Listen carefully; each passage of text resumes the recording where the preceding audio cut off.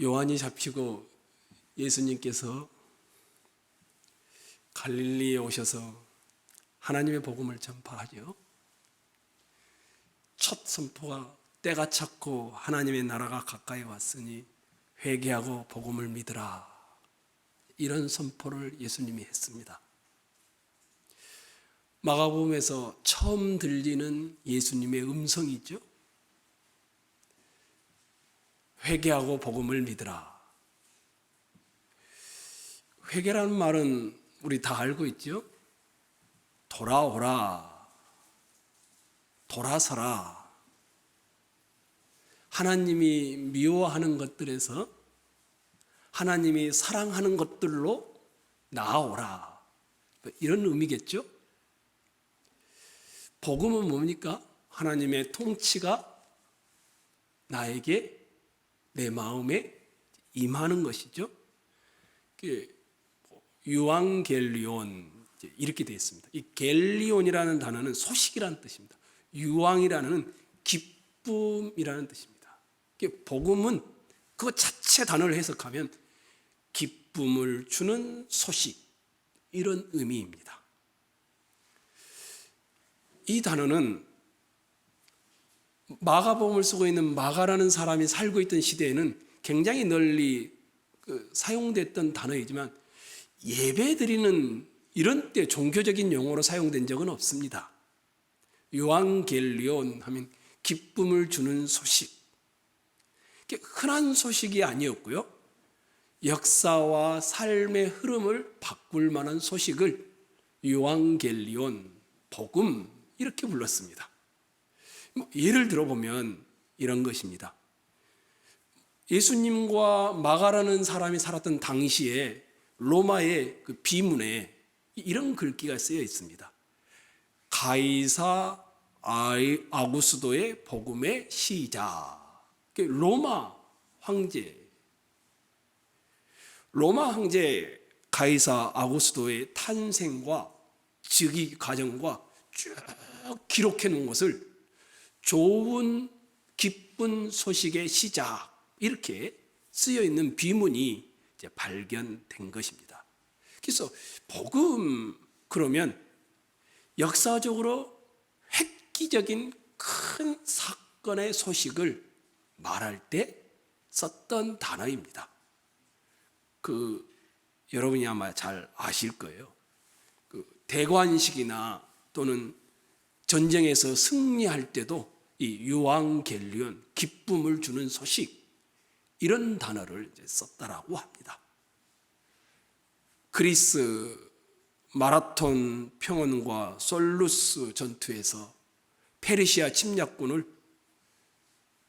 숫자가 얼마 안 되는데 큰 전승을 거두고 막 42.195km인지는 모르겠지만 달려가서 이 소식을 전하는 사람들, 복음을 전하는 자, 그 당시에 늘 사용했던 이제 그런 단어입니다. 이 단어를 지금 예수님이 하나님 나라의 복음이 가까이 왔다, 이렇게 사용한 겁니다. 여러분을 위해 싸워 승리를 거두었어. 이제 여러분은 노예가 아니고 자유이요. 이런 의미입니다. 복음은 역사 속에서 발생한 사건을 선언하는 것이었습니다. 이 복음을 들은 당신의 신분은 더 이상 노예의 신분이 아니고 역사적 사건이 발생함으로 당신의 신분이 바뀌었어. 이런 선언을 하는 소식이었습니다. 이렇게 복음하면은 다른 종교에서 말하는 그런 종교와는 다릅니다. 어드바이스, 이렇게 살면 조금 더 멋있지 않을까요? 충고해주는 그런 게 아닙니다. 이거는 그냥 뉴스였습니다. 소식이었습니다. 신과 영원한 교제를 나누기 위해서는 이렇게 착하게 살아야 합니다. 그러면 당신은 나중에 보응을 받을 것입니다. 이런 이야기가 아니었습니다. 역사적 사건 가운데 메시아가 왔는데 이분이 복음입니다. 그 예수님의 삶과 죽음이 복음인데 당신이 하나님께 갈 수 있는 이 좋은 소식은 이 예수님입니다 라는 뉴스, 선포, 이런 것이 복음이었습니다. 그래서 기독교는 충고의 종교가 아닙니다. 기독교는 기쁨을 주는 소식의 종교입니다. 우리가 TV에서도 그렇잖아요. 또는 세반연이라고 해서 보면은 인생살이에 관한 좋은 조언들을 많이 들으면 감동도 받잖아요. 이렇게 사시면 어떻겠습니까? 누군가가 그렇게 말하면 와, 저 사람 참 멋지게 살았다. 또는 어떤 위대한 영웅의 이야기를 들으면 이야, 나도 그렇게 살고 싶다. 그런데 무거워집니다. 왜냐하면 그렇게 살기가 너무 어렵기 때문에. 그런 소식, 그런 어드바이스를 들으면 더 마음이 무겁습니다. 신나거나 노예신분에서 벗어났다거나 그런 기분이 들지 않습니다. 중압감이 더 생깁니다. 인생은 이렇게 사는 거야. 멋져 보이는데 근데 내가 살아야 하니까 짐이 됩니다. 이것은 복음이 아닙니다. 만약에 여러분이 기독교를 그렇게 생각하고 있다면 이 신앙은 여러분에게 짐입니다. 복음은 하나님이 우리에게 연결되시되 내가 뭘 했는지, 내가 뭘 안 했는지 이것에 근거한 것이 아닙니다. 예수님이 우리를 위해 역사 속에서 이루신 십자가와 죽음과 부활, 이 소식이 복음입니다. 그래서 기독교와 다른 종교의 결정적인 차이가 여기서 나는 겁니다. 때가 찼고 하나님의 나라가 가까이 왔으니 회개하고 복음을 믿으라. 이 말씀은 창세기 1장과 2장에 모든 완벽했던 세상, 온전한 세상, 하나님과 인간 사이에, 자연과 인간 사이에, 동물과 인간 사이에 그 완벽했던 정신적으로, 육체적으로, 환경적으로 그것이 회복되었다라는 겁니다. 3장에서 죄가 들어옴으로 깨어졌었는데 그만 자기가 하나님의 스스로 되어버리는 그런 인간들이 자기 중심의 길로 들어서고 말았는데 이 자기 중심주의는 자기를 파괴하는데 불행하게 만드는 것인데 자기 사랑하고 자기 중심으로 사는 인생은 결국은 불행하고 말 것인데 복음이 왔다라는 겁니다. 자기 중심에서 벗어나게 하는 이 복음이 왔다라는 겁니다. 전쟁이 왜 벌어집니까? 계급투쟁이 왜 일어납니까? 가정에 왜 이혼하고 파괴가 일어납니까? 왜 인간관계가 끊어지고 계속되지 못합니까? 다 출발이 자기 잘난 맛입니다. 자기 중심, 여기에서 시작됩니다. 이 어두운 힘 때문에 그런 겁니다. 스스로가 중심이고 내가 왕이 되려고 하는 순간 육체적, 사회적, 심리적, 정신적, 영적으로 모두 다 무너져 내립니다. 하지만 우리는 다시 하나님의 나라의 복음이 가까이 왔으니 회개하고 복음을 믿으라. 예수님이 오면서 첫 선포 내용이 이것이었습니다. 그 말은 뭐냐면 창세기 1장과 2장에 자기 중심주의를 벗을 수 있는, 내가 왕이 되지 않아도 되는, 내가 내 인생의 신이 되지 않아도 되는 이 하나님 나라의 회복이 도래했다라는 것이었습니다. 진정한 왕이 예수, 이분이 왔으니 이것이 하나님 나라의 기쁜 소식이라는 겁니다. 그러니 이 복음을 믿고 회개해라.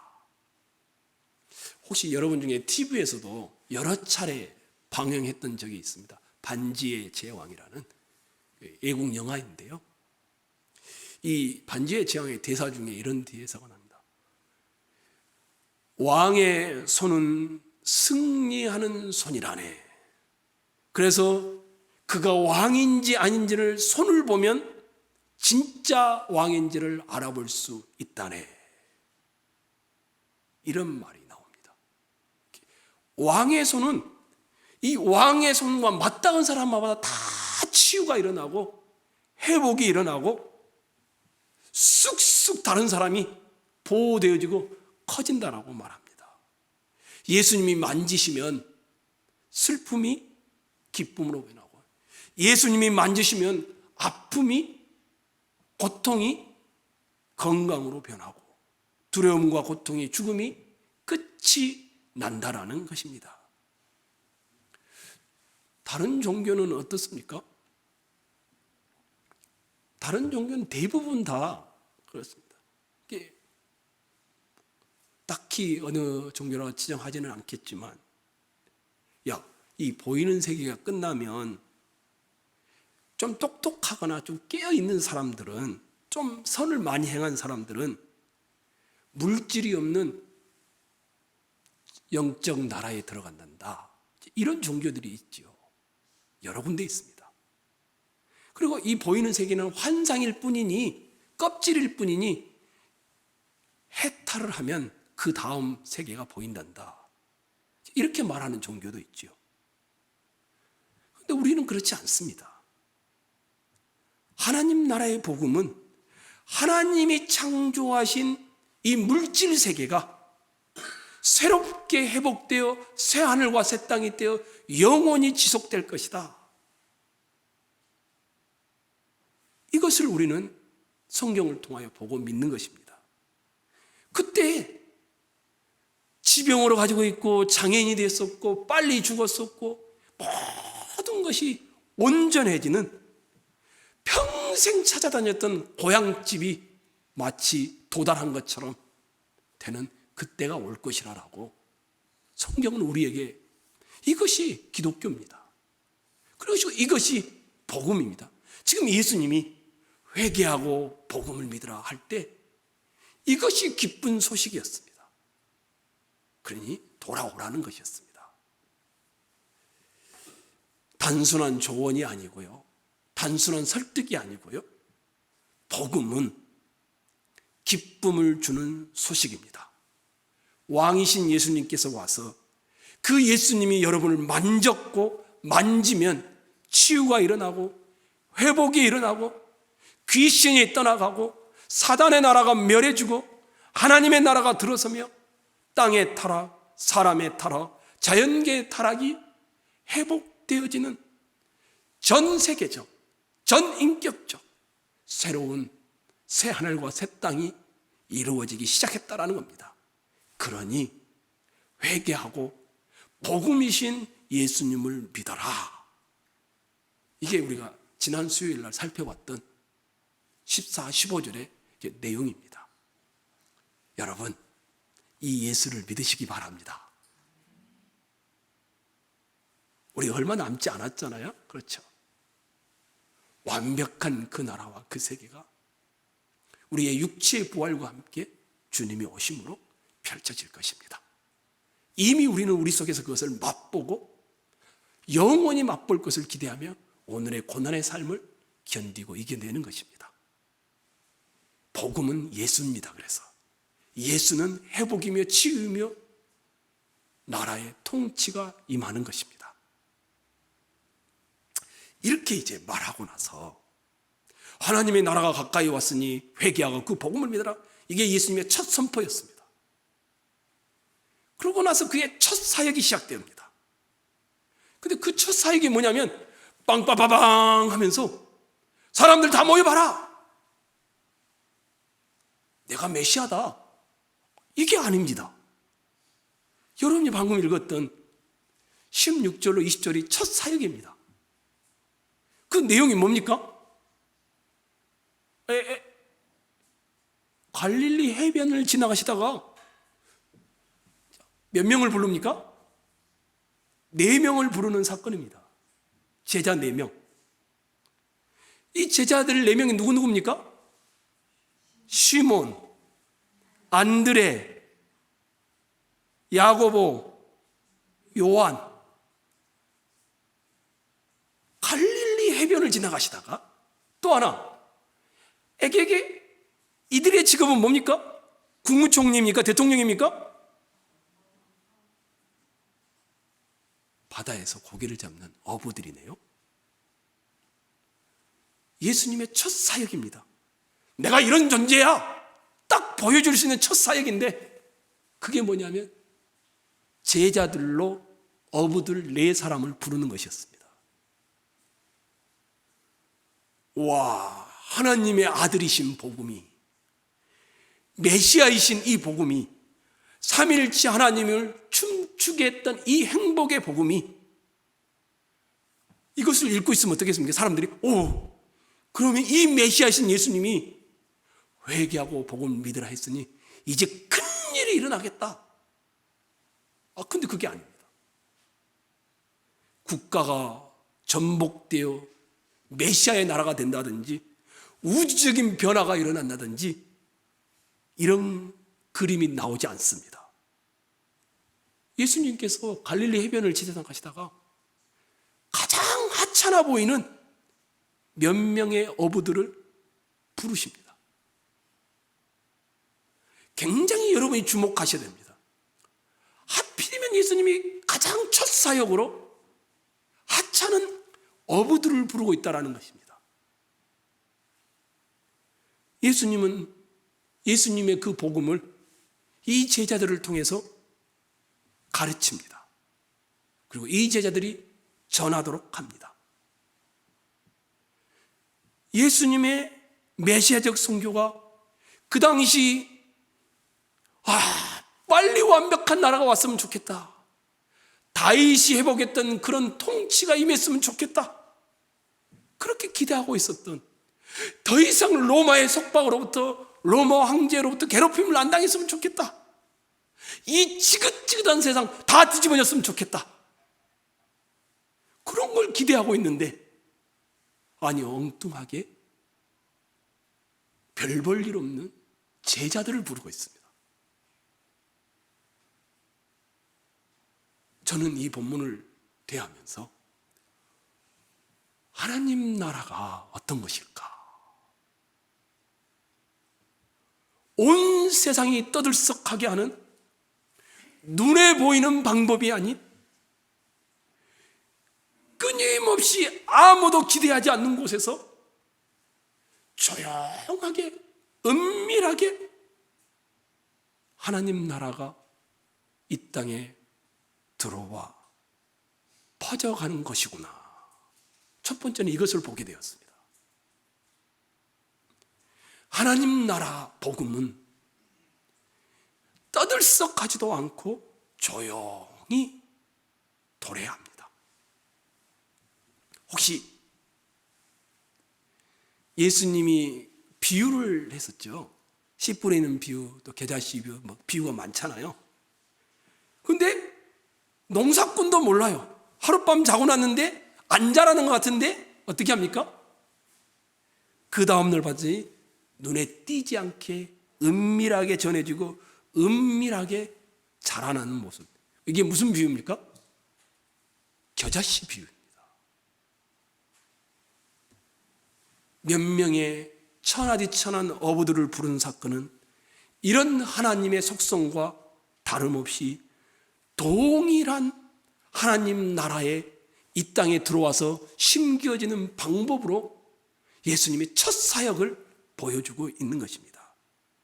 저도요, 제 마음 같으면 그냥 이벤트도 화려하게 하고 좀 떠들썩하게 세상 모두가, 이 청량이 땅의 모든 사람이 주목하도록,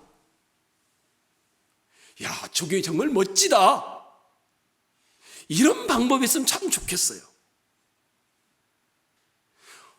기도했더니, 손을 얹었더니 막 치유의 역사가 일어나고 다 그냥 떠나가고 병이 낫고, 그러지 않습니다. 근데 세상의 관심으로부터 동떨어져 있는 갈릴리 해변을 지나가시다가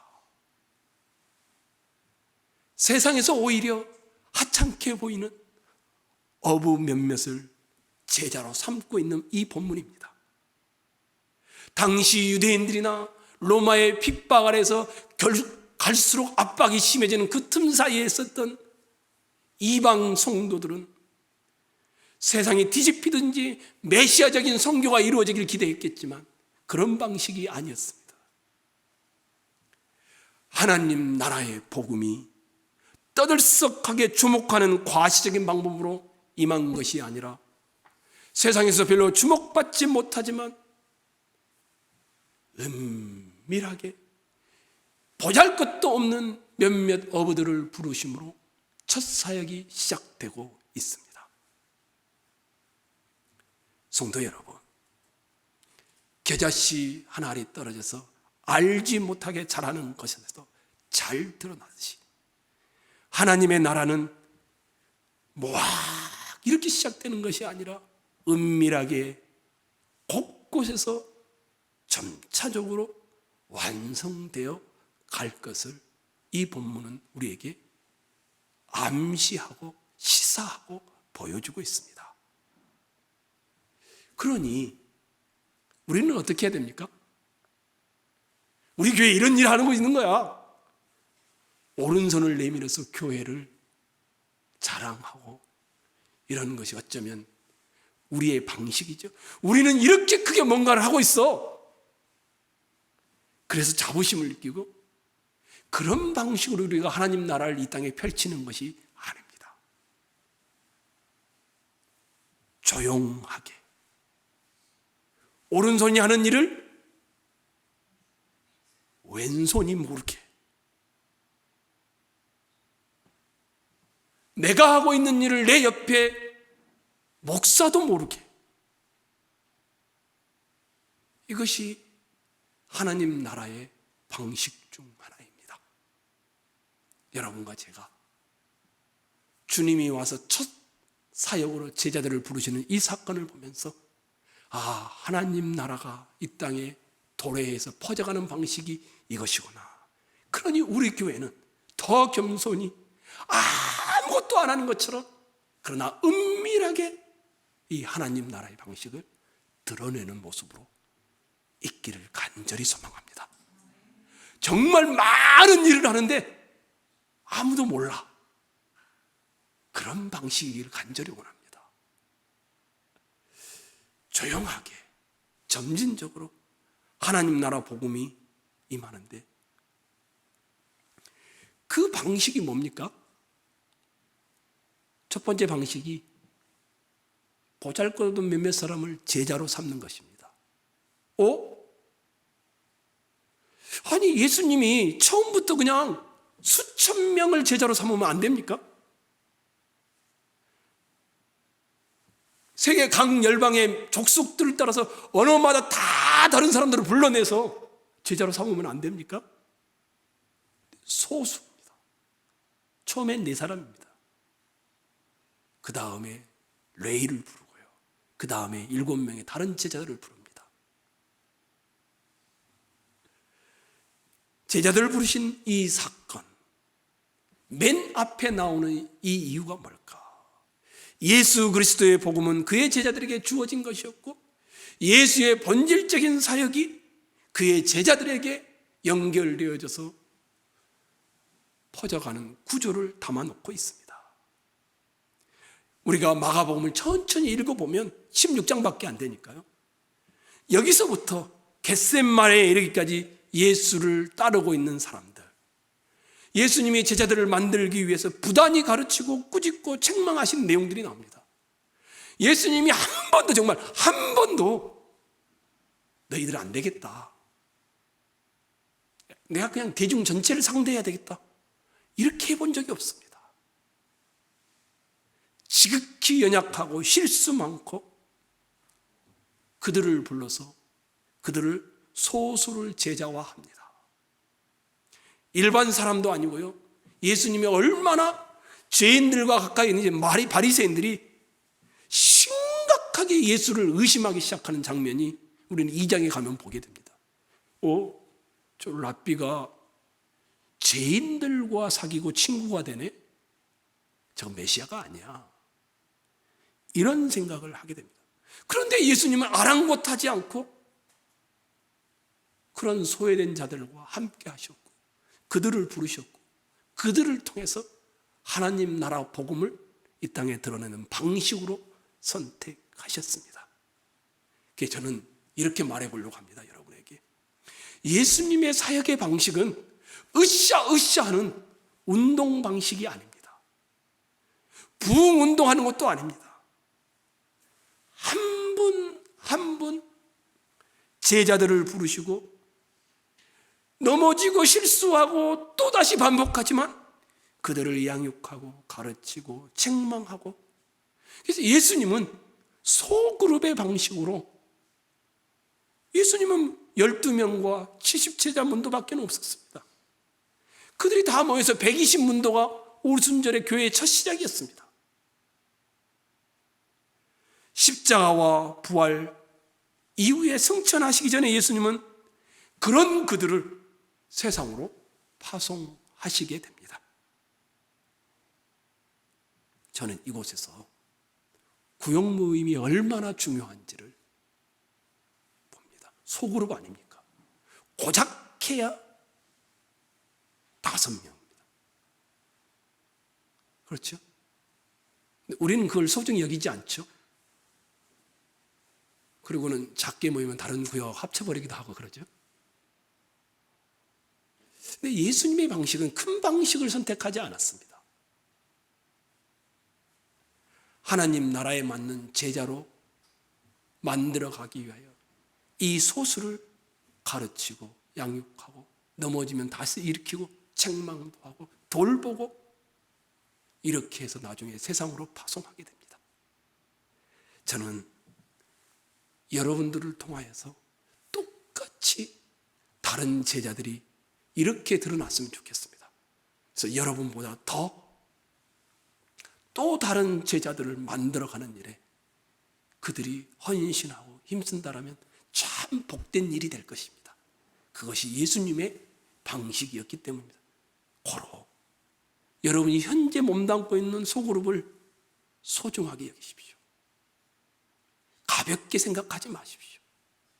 함께 나누고 성경을 배우면서 나는 지금 주님의 방식을 따라 제자화시키고 있음을 잊지 않았으면 좋겠습니다.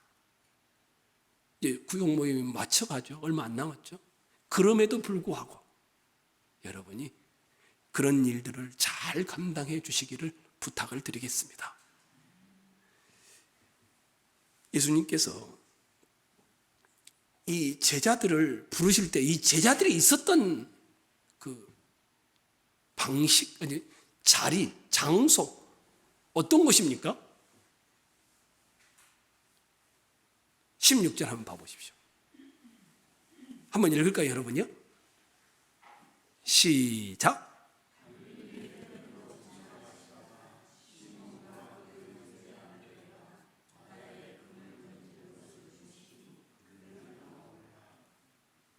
예수님이 갈릴리 해변으로 지나가시다가 시몬과 안드레, 베드로와 안드레죠. 뭘 하고 있었다고 합니까? 그물을 던지는 것을, 고기 잡고 있는 것을 보시는 거예요. 근데 예수님이 나를 따라오라 이렇게 부르신 겁니다. 예수님이 그의 제자들을 만난 것은 이들이 부흥에 와 있을 때 만난 게 아닙니다. 어디서 만났습니까? 삶의 현장입니다. 누가복음 5장에 가면 이렇게 말합니다. 이게 똑같은 사건이거든요. 밤이 맞도록 수고를 하였을 때 얻은 것이 없었던 그 당시 그 제자들의 모습입니다. 고달픈 생활의 현장에 예수님이 찾아간 겁니다. 그리고 그런 제자들을 그들의 삶의 현장에서 만나시고 부르신 겁니다. 그럼 우리가 확인할 수 있는 건 뭡니까? 예수님이 제자들을 불렀을 때 외딴 섬이라든지 말씀을 갖추는 회당이라든지 붕 집회하는 곳이 아니었구나. 매일 경험하며 투쟁하며 빈손일 때도 많은 생활의 한복판에서 불렀구나. 이렇게 우리가 확인하게 되어집니다. 그러면 제자들만 그럴까요? 주님이 나를 부르시는 장소도 어딜까요? 나의 삶의 고달픈 자리, 그 현장이 주님이 나를 부르시는 자리임을 믿으시기 바랍니다.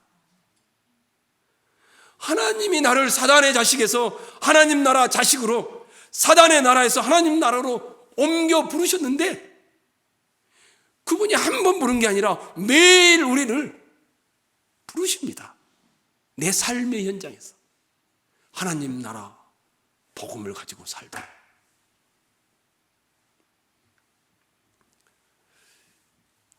여러분의 삶의 자리에서 주님이 나에게 뭐라고 말씀하시는가 잘 기울여 들어보십시오. 영호가, 서가, 우리를 부르시는 겁니다. 그리고 그 삶의 자리에 주님의 제자다운 제자로 서도록 요청하시는 겁니다.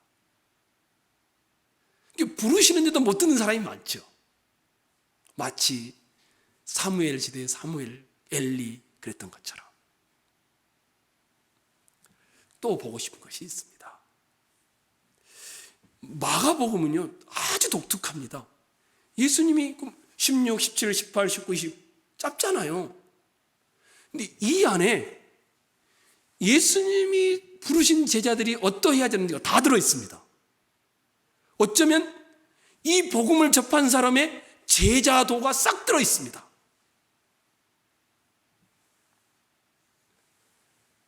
첫 번째, 저는 이걸 두세 가지로만 볼 건데요. 이렇게 말합니다. 그 당시의 관행을 다 깨버립니다. 그 당시의 관행은 뭔지 아십니까? 명성을 들으면 학생들이, 내가 김만호 집사님이 스승이라고 하면, 랍비라고 하면 김만호 집사님께 찾아가서 랍비 선생님, 제가 선생님의 제자가 되고 싶습니다. 학생들이 스승을 찾아가서 제자로 삼아주기를 요청하는 겁니다. 우리 중국 무술에 나오는 것처럼. 스승이 제자를 찾아 나서는 경우는 그 당시에 한 번도 있지 않습니다. 그런데 예수님의 방식은 어떻습니까? 17절 한번 봐보십시오. 첫 구절 봐보십시오. 뭐라고 되어 있습니까? 예수께서 이르시되 나를 따라오라. 내가 너희로 사람을 낚는 어부가 되게 하리라. 예수님이 찾아간 겁니다. 스승이신 분이. 스승 정도가 아니죠. 만왕의 왕이신 분이, 진짜 복음이신 분이. 20절도 마찬가지입니다. 야고보와 요한을 부를 때도 곧 부르시니 누가 불렀습니까? 예수님이 부른 겁니다. 야고보야, 요한아, 세베대의 두 아들아, 나를 따라오라. 당시 헬라의 철학자들과 유대의 랍비들이 하고 있었던 관습을 예수님은 따라하지 않았습니다. 명성을 듣고 몸소 학생들이 찾아와 제자가 되길 원하는 그 당시의 방법이 아닌 만왕의 왕이신 이 예수님이 직접 찾아와 제자들을 부르신 겁니다. 오늘 본문 17절과 20절을 보니 예수님께 주도권이 있지, 이 제자들이 주도권을 가지고 있지 않음을 명백히 하고 있습니다. 예수님의 이 네 제자뿐이겠습니까? 레위를 부를 때도 마찬가지고 나머지 7명의 제자들을 부를 때도 마찬가지입니다. 그래서 마가복음 3장 13절에는 자기가 원하는 자들을 부르시니, 예수님이 자기가 원하는 자들을 불렀다라고 직접 언급을 하고 있습니다. 예수님께서는 5 제자들을 부르신 것과 같이 나머지 제자들도 지교부의 현장에서 부르셨던 것입니다. 요한복음 15장에는 이렇게 됩니다. 너희가 나를 택한 것이 아니고 뭐라고 합니까? 내가 너희를 택하여 세웠나니. 제자들을 향하여 하는 말입니다. 주도권이 누구에게 있었느냐 하면 예수님이 부르셨다는 겁니다. 예수님이 가지고 있었다는 겁니다. 그러니까 우리는 내가 주님을 선택한 것 같잖아요. 그렇죠? 어찌어찌해서 내가 주님을 선택한 것 같은데 여러분들이 주님 앞에 가면 반드시 이럴 날이 있어요. 내가 선택한 게 아니었구나. 주님이 나를 찾아왔었구나. 와, 나 같은 자를 하늘의 왕이신 분이 찾아와 부르셨구나. 이것을 알게 될 겁니다. 성경이 그렇게 말하고 있습니다. 이게 첫 번째 제자도의 특징입니다. 그러니 여러분 꼭 주님이 나를 부른다. 주님이 나를 선택했다. 주님이 나를 찾아와서 장이라 내 이름을 불렀어요. 그리고 나를 주님의 제자로 삼으셨다. 이 사실을 꼭 기억하셔야 합니다. 두 번째는 예수님 이 네 사람을 부르는데 특이한 단어가 있습니다. 나를 따라오라 이렇게 불렀어요. 근데 18절 첫 절을 한번 봐보십시오. 첫 단어가 뭡니까? 이게 기가 막힌 단어입니다. 곧 그물을 버려두고 따르니라. 20절도 한번 봐보십시오. 첫 단어가 뭡니까? 이 두 번 정도 나오면 여러분이 동물뱅이를 많이 치셔야 돼요. 이게 마가복음의 특징이구나. 만왕의 왕이신 진짜 복음이신 분이 가이사 아우구스도 왕은 비교가 안 되는 분이 부르니까 곧 즉시로 제자들이 반응하고 따랐다는 것입니다. 마가복음의 제자도는요, 주님 내가 한번 집에 가서 기도해보고 생각해볼게요, 이런 게 없어요. 마가복음에 나오는 제자도는요, 그래요? 그럴까요? 한번 따져볼까요? 이러는 게 없어요. 행동의 즉각성, 행동의 민첩성, 곧이라는 단어를 통하여 예수님이 부르니까 머뭇거리지 않고 곧 즉시 반응하는 제자들을 우리는 보게 됩니다. 이 두 집안, 시몬과 안드레, 또 야고보와 요한, 이들의 공통점, 별명, 저는 곧이라고 붙이고 싶습니다. 곧. 즉시로 자기가 있던 것을 버리고 예수님을 따른다는 것입니다. 시몬과 안드레는 뭘 버렸을까요? 그물, 잘 봐보십시오. 그물을 버렸습니다. 그러면 야고보와 요한은 뭘 버렸을까요? 아버지 세베대와 품꾼들을 버렸습니다. 이 말은 무슨 말입니까? 그들이 버린 것은 회개하고 복음을 믿으라, 이 회개에 대한 정확한 표현입니다. 회개란 무엇인가? 그 전에 가지고 있던 것을 버리는 겁니다. 회개란 무엇인가? 그 전에 자기 삶의 토대가 되었던 야고보와 요한은 뭡니까? 아버지와 그 아버지에게 연결된 품꾼들입니다. 먹고 사는 생존이었으니까. 베드로와 안드레는 뭡니까? 그물을 던져서 먹고 사는 그것이었습니다. 근데 버렸습니다. 이게 회개입니다. 전에 살았던 삶을 버리는 것. 예수님의 부르심은 그냥 나와서 인생을 한번 토론해보자, 이런 부르심이 아니었습니다. 예수님의 부르심은 이런 요청이었습니다. 나는 너와 전생애를 동행하며 내 삶을 내가 그대로 따라오기를 원한다, 이런 부르심이었습니다. 예수님의 부르심은 12사람에게만 해당되는 것이 아니었고 오늘 우리에게도 목사인 나만이 아니고 장로인분만이 아니고 권사인분만이 아니고 우리 모두가 다 주님의 제자인데 우리를 향하여 나는 너와 내 전생애를 걸고 동행하기를 원한다라는 부르심입니다.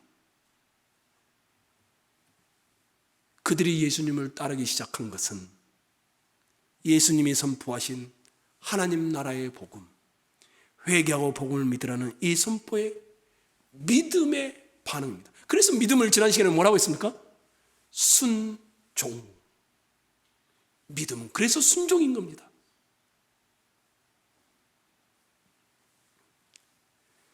제자들 입장에서 생각해 볼까요?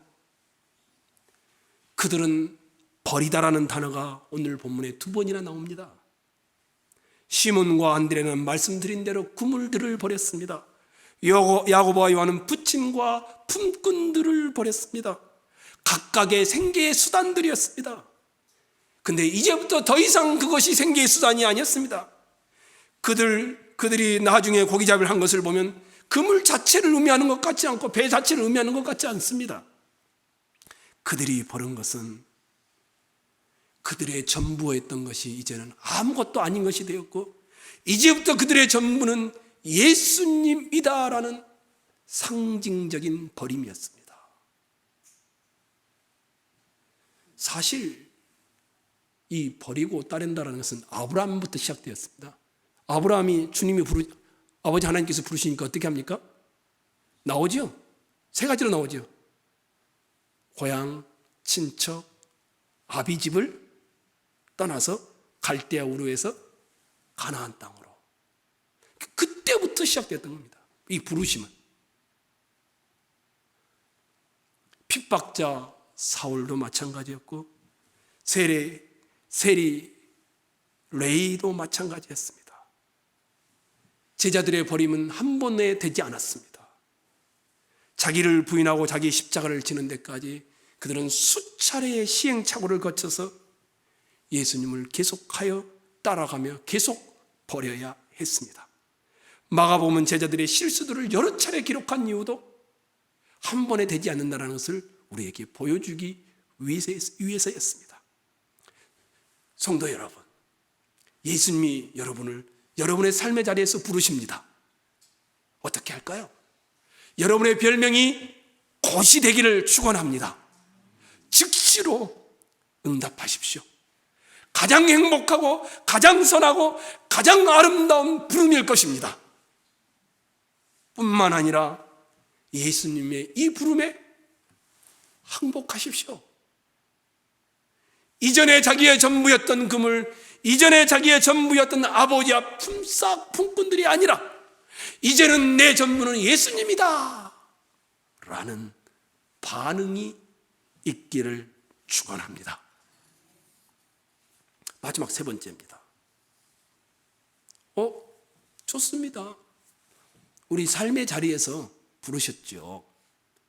그리고 그 삶의 고단과 현실에서 우리를 부르셨는데 즉각적으로 응답했죠. 왜요? 무슨 목적으로 불렀을까요? 자, 17절 여러분 한번 읽을까요? 시작.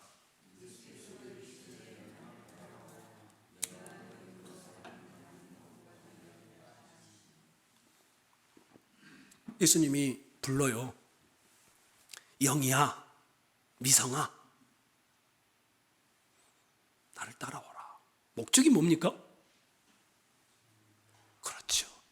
내가 너로 사람을 낚는 어부가 되게 하리라. 그게 목적입니다.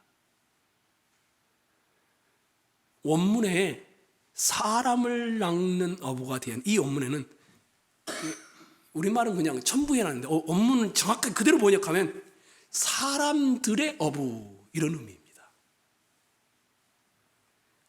그물로 사람을 잡는다라는 겁니다. 그전에는 그물로 뭘 잡습니까? 고기를 잡았는데